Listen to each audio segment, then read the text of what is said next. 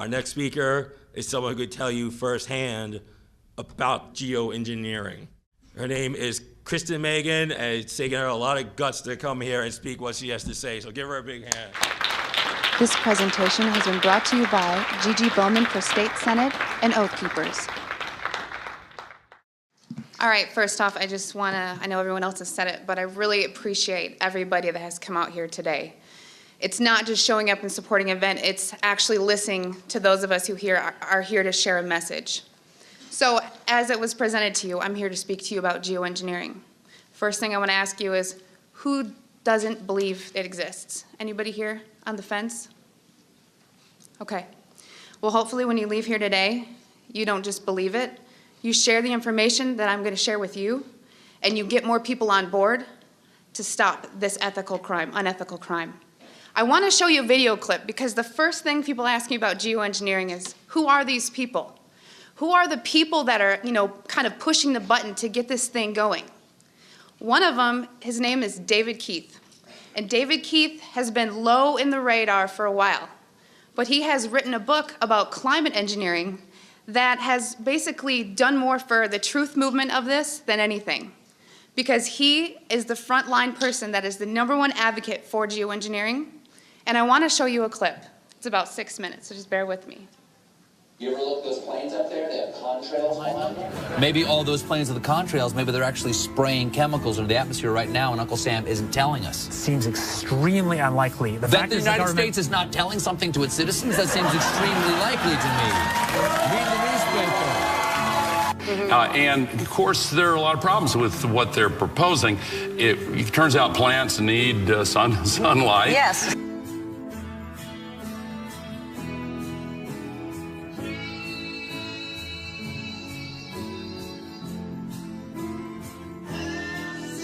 Have you gotten some grief for suggesting this? Sure. I mean, this is like writing a book that's the case for leprosy. Well, first of all, let me ask you this question, because there's a rumor, I don't know if this is true or not, that some scientists are trying to figure out a way to block the sun to try to slow down global warming.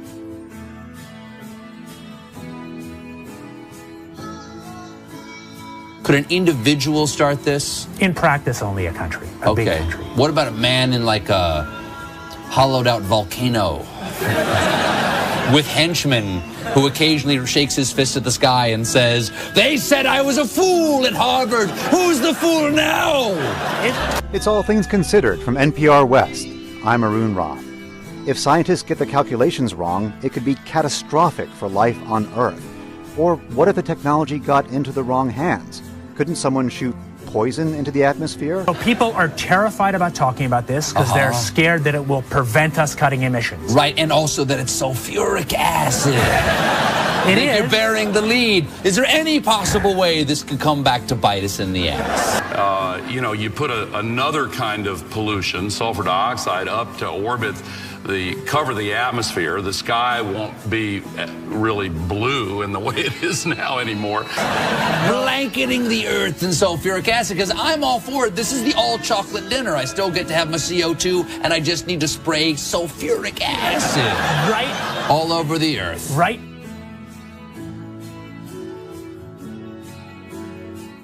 But we put 50 million tons of sulfuric acid in the air now as pollution, and it kills 1 million people a year worldwide. Okay, and that's good or bad? It's terrible. But it'll be better if we put more in. So if it kills 1 million people and we're only doing 1% more, we're just killing 10,000 more people. You can do math. So killing people is not the objective here. Killing people, not the objective. I just wanted to be clear. Because some very mainstream scientists are saying that the climate change situation is so bad that saving life as we know it might require something radical, like shooting chemicals into the stratosphere to reflect sunlight.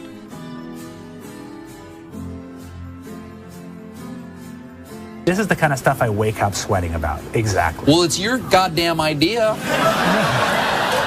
No, it actually turns out to be an old idea. This was known since President Johnson, and the scientific community mostly decided not to talk about it. What happens to the sulfuric acid after it's sprayed? Does it just stay up there? No, it rains down. Okay. But as I said, it rains down. Okay.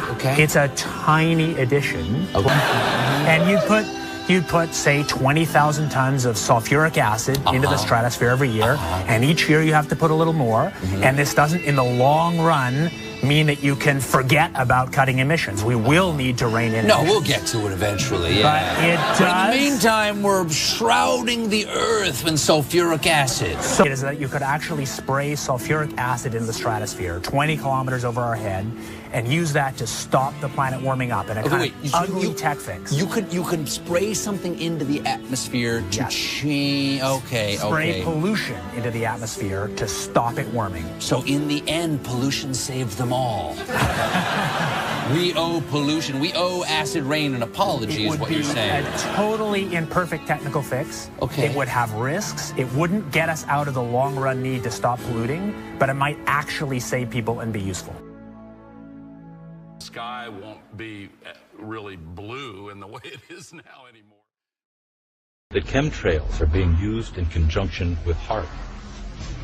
By spraying metal oxides into the air above enemy skies, then directing ELF waves from HAARP to heat those metal oxides, the temperature of the sky is raised to more than 100 degrees Fahrenheit, preventing the accumulation of water vapor that would otherwise form clouds and produce rainfall. I wanted you to see that video because I wanted you to have a face for somebody who's actually out there violating the ethics of their job to promote geoengineering.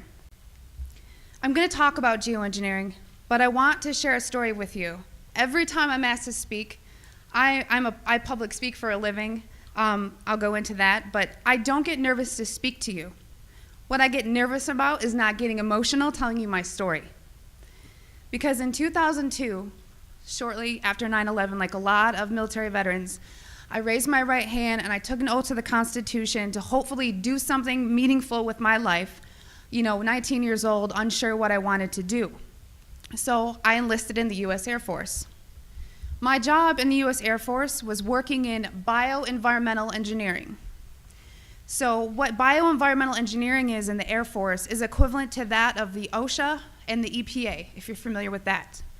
So we were an embedded liaison to make sure that we were tracking all of the aspects and impacts of the military, meaning what is the military doing and how is it impacting the environment, because we were accountable for that.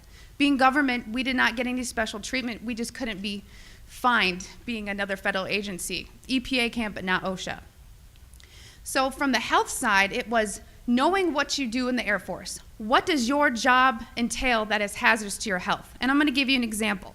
Let's say that you were an aircraft painter. You were a mechanic. My job would go out to make sure I knew everything that you did, what you were exposed to, and how to mitigate and engineer out those hazards. Because we needed to, one, it's your legal right to be working in a safe and healthful work environment. So throughout 9 years, I worked as an industrial hygienist and an environmental specialist. There's two bases I was at that are called air logistics centers. What does that mean? It's not like a fighter wing, it's not really fun and amazing. What they did is they took aircraft that around every 10 to 15 years, they were required to be dismantled down to the last screw. So that meant every single industrial process you can think about, checking the metal integrity, making sure everything's good to go, or sometimes overhauling equipment. Part of my job in tracking the health hazards was to look at any time someone wanted to buy a chemical, any type of chemical. It was ordered through a system, and in that system, I had to go in there and say, the country we're in, we're not allowed to use this. We need to substitute it out with something a little less hazardous, while also maintaining the integrity for a technical order, meaning for that process, it says you must use, xylene or toluene to do this process. Well, I have to kind of fast forward. I want to say around 2006, I started kind of opening my eyes to how the military wasn't really what I thought it was. And people approached me knowing what I did for a living and said, have you ever heard of chemtrails? Well, I hadn't. And that sparked my interest. So I went online and I looked at chemtrails. I saw a lot of, debunking, a lot of sites that were just kind of calling it a conspiracy theory.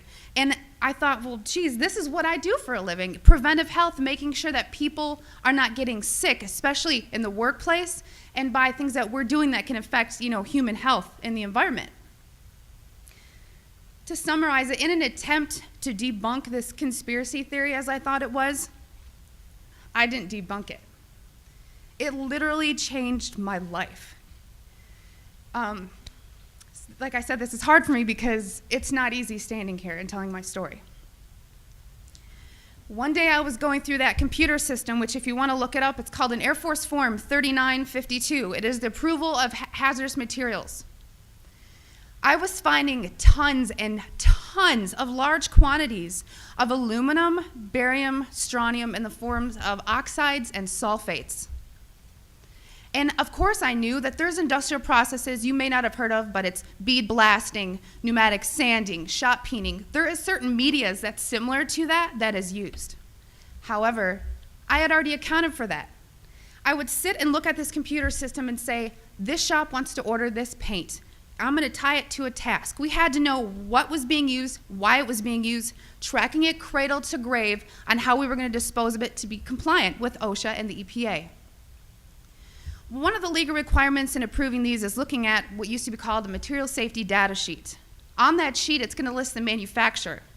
It's going to list some maybe acquired personal protective equipment that needs to be used or some ways to mitigate the exposures. These electronic MSDSs did not have a manufacturer name. They were very vague. They almost looked to me like somebody had made it and scanned it into the system. So I asked the question, what is this being used for? I never got an answer, so I didn't approve it. And it sat there. And then the heat came down. Why aren't you? Are you behind on your 3952s? Only a select few of us did that. So I started asking questions. And at that point, my demonization began. You know, I made my rank. I was decorated. I was a non-commissioned officer of the quarter. I won lots of awards. I had no reason for anyone to attempt to demonize me. So then I get moved over to the other Air Logistics Center. There's only 2 in the Air Force, which is in Warner Robins, Georgia. This kind of carried with me. And I thought, you know what? Should I revisit this? Is it worth it? Did I hit something? Maybe it's need to know. I started finding the same things at Robins Air Force Base. I was now doing some more investigation work. Part of what I did was to use a high volume air sampler to air sample up to, I'd say, a football field in about 10 minutes. I also conducted soil sampling because I thought, you know, if this is real and they are spraying this, it's going to get to the ground. So I conducted air sampling, I conducted soil sampling, and I was getting high levels of these contaminants. When I started asking the question again under a new commander, I never in my life thought I would have somebody look me in the face and tell me, I am questioning you. Is there something wrong with you? You've been looking really depressed lately. You know I can put you under a mental evaluation for up to 120 days. Who would take care of your daughter? Because I was divorced at the time. As soon as I heard that, I knew. It validated everything I ever thought. And I thought, I've spent 9 years of my life trying to protect human health, and here we are violating law after law after law. Just sitting here, instead of protecting the people, we are poisoning the people. And I've never got up so much courage from that fear of being thrown in a cage, because when you're in the military, folks, you're a number. You are a number, and every aspect of your life is controlled. I was so lucky that my enlistment was coming up and I was supposed to re-enlist. I ran and did not look back, and I have been blowing the whistle and shouting ever since. And I left October 27th, 2010.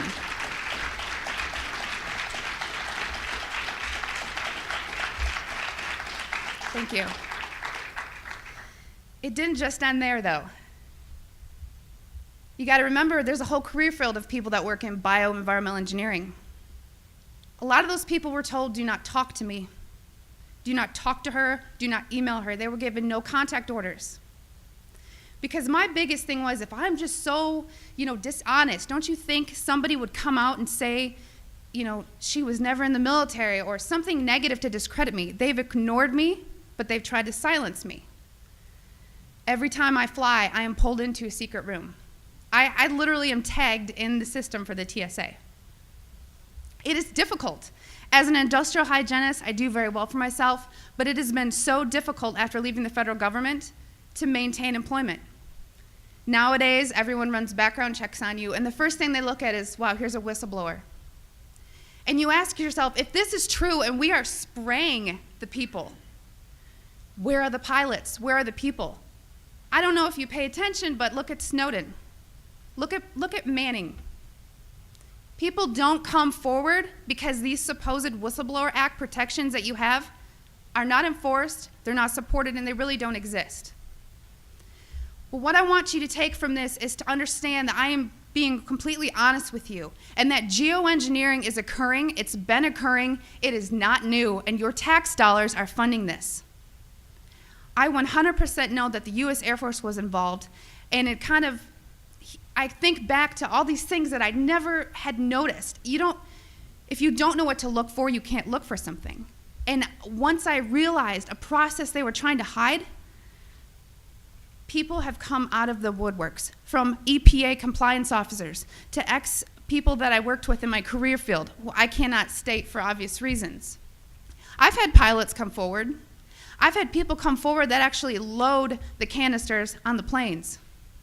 These people don't come forward because they are afraid that they're going to end up like Snowden. And I continue to speak to let people know I've been screaming about this for 3 years and I'm still here. And why are you so afraid? Because many of these people are on active duty. And if you are willing to die for your country, supporting, the Constitution and defending us from enemies foreign and domestic, you are willing to die for your country, but now you're scared. You are scared and cowardly to talk about this. So I'm not just speaking to all of you in this room, I'm speaking to all those people that are going to watch this online and watch it on YouTube. Because you can come forward, you can help expose this, and we can stop it. So many people want to ask, why? Why is this occurring? That's for later thought. From weather modification to weather weaponry, there's numerous reasons under Agenda 21 and tons of theories. But my job as an industrial hygienist is to make sure that I comply with the laws and enforce them. So it is unethical every day for all the other people that are out there that work in preventive health, or even physicians that aren't speaking about this. They need to. So one thing I want to tell you is what you can do about it. The biggest hurdle that we have is disinformation sites. I never say them, but I'm going to today, so that you know if anyone ever gives these to you as a reference to debunk you, it's Metabunk and Contrail Science. Those are two websites that are ran by a government shill named Mick West. And he is a computer gaming programmer who tries to tell you about persistent contrails. So somebody who isn't even credentialed in chemistry or physics or ecology, none of that, is trying to tell you that you're crazy. Okay? So also on social media, don't just hit the share button. There are links. You have to understand that I have met people who used to be purposeful disinformation trolls, as we call them. These people are paid to pretend that they're you, to get you on board to believe a website or an article, just so that you look so vulnerable. And then later it will be deemed non-credible, and then you look non-credible. So please vet, research. And if you have something to write with, I want you to take down my email. It is Kristen, Kristen, Megan, Meghan, @gmail.com. And by emailing me, I can give you some information for what I'm about to tell you. If you still don't believe it, or you still want to convince people, there's something you can do. You can take a glass jar. It needs to be a glass jar, so there's no BPAs. Take a rain sample and take a snow sample. I tried to disencourage the soil sampling because everyone's background of where you live is different. Because a lot of the materials that are used in geoengineering are natural occurring in Earth, just not in the industrialized form that they're used. So if you take these rain samples and you take the snow samples, email me, because I cannot publicly tell you where to send them, because we've actually been blackballed by labs who refuse to run our samples. And a problem that is occurring is people are sending in rain samples to labs that don't realize how low the limit of detection needs to be, because these are nanoparticulates. They are very small. So if you email me, I can tell you where to send in your samples, and it's only around $50. That may be tough on some people, but it's way cheaper than maybe what you assumed. So I just want everyone to know and understand that of all things, of all the freedoms that we are losing, geoengineering is the #1 issue that we are facing. Because you can have guns and money and you can have everything. If you don't have food and water and you are dying of respiratory or neurological illnesses, what does it matter? So you've heard about vaccines, and you'll hear, about smart meters, and you'll hear about other issues like fracking. These are all systemic effects. We are getting overexposed to toxins. People will tell you fluoride's in the water, but it's not a lot. It is a lot, because you're getting it everywhere in your food. Water that you drink, everything is washed with that water.